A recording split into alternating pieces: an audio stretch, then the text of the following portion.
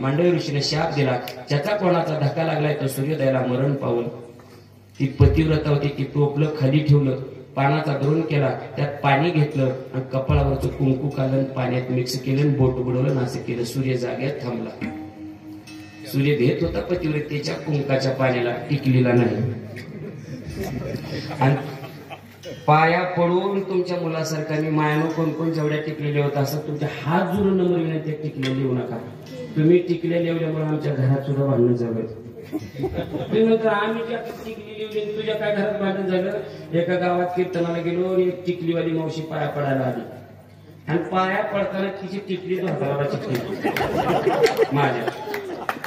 आणि घरी गेलो ते धोतर काढले. सकाळी आमच्या घरच्यांनी ते आपलं धुवायला काढलं. सगळे कपडे धुतले पण धोतर अशी घेऊन बसली मी. म्हणजे कीर्तनाला जाता? मी म्हणलं हो. कीर्तनाला जाता का? म्हणजे हो.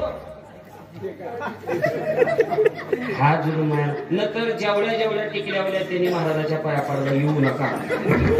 गणेश शपथ सांगतो, आमच्या घरात ह्या नका फिरू नका.